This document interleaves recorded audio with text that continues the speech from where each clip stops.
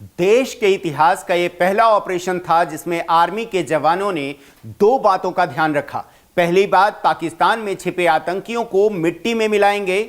दूसरा, भारत के स्वाभिमान का बदला चुकाएंगे।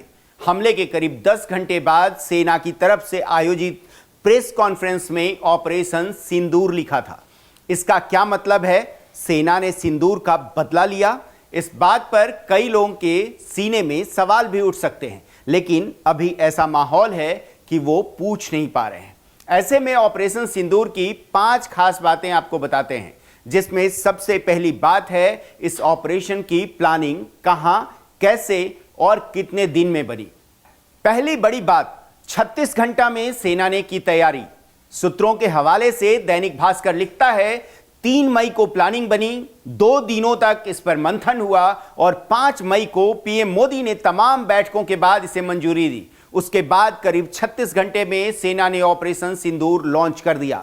इस ऑपरेशन में शामिल ऑफिसर गोपनीयता के लिहाज से 4 दिन तक साउथ ब्लॉक दिल्ली में बंद रहे। उनका संपर्क किसी से नहीं था। इस ऑपरेशन का नाम भी पीएम मोदी ने ही दिया था। दूसरी बड़ी बात, 54 साल बाद पंजाब प्रांत में एंट्री।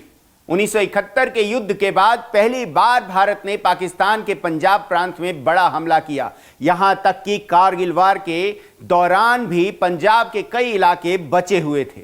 साल 2016 और साल 2019 का भी बदला जब भारत ने लिया, पाकिस्तान में इतना अंदर तक नहीं घुसा, पर पहली बार पाकिस्तान के पंजाब प्रांत में बने अड्डों को ध्वस्त किया। यह प्रांत पाकिस्तान की आत्मा है, क्योंकि राजनीतिक और सेना के मद्देनजर इसकी बड़ी अहमियत है। यहां हमले का मतलब है पाकिस्तान की पोल खुल जाना। तीसरी बड़ी बात, पहली बार इजरायली स्टाइल को अपनाना। गृह मंत्री शाह ने कहा था चुन चुन कर मारेंगे, और ऑपरेशन सिंदूर के दौरान भारत ने चुन चुन कर ही बदला लिया। जो जहां था, चाहे वो पीओके के अड्डे में हो या मुजफ्फराबाद और सियालकोट में, हर जगह भारतीय वायुसेना की मिसाइल पहुंची। उसका सटीक टारगेट लॉक था और वहां मौजूद दुश्मन ढेर हो गया। यह इजराइल का स्टाइल है, जो दुनिया में छिपे अपने दुश्मन को कहीं भी ढूंढ निकालता है और उसे वहीं सजा देता है। इजराइल शुरू से ही आतंक की लड़ाई में भारत के साथ है। चौथी बड़ी बात, आतंकी ही नहीं, उनके हेडक्वार्टर को भी उड़ाया।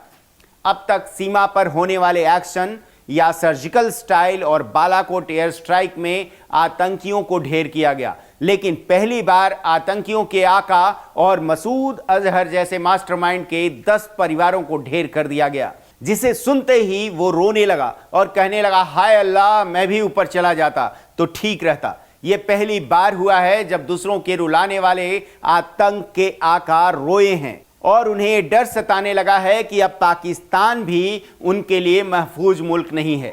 यह सिर्फ 9 ठिकाने और 90 आतंकियों के मिट्टी में मिलने की बात नहीं है, बल्कि भारत के लिए बड़ी सफलता है। जहां आतंक की फसल उगती थी, वो जमीन अब बंजर होने वाली है। 5वीं बड़ी बात, भारतीय सेना का सटीक निशाना, बगैर नुकसान ऑपरेशन। भारतीय सेना ने इस ऑपरेशन के पूरा होने के बाद बयान जारी कर कहा, हमारा कोई नुकसान नहीं हुआ। जिन रॉ एजेंट ने इनका सटीक लोकेशन निकाला था, उन्हें पूरा देश बधाई दे रहा है।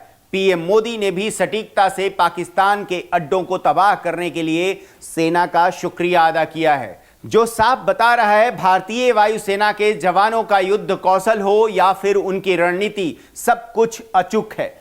पूरी दुनिया में यह संदेश गया है, यह नया भारत है जिसे छेड़ा तो छोड़ेगा नहीं, घर में घुसकर मारता है। यही वजह है कि पाकिस्तान बौखलाया हुआ है, इसे एक्ट ऑफ वॉर बता रहा है, लेकिन यह उसकी बड़ी भूल साबित हो सकती है।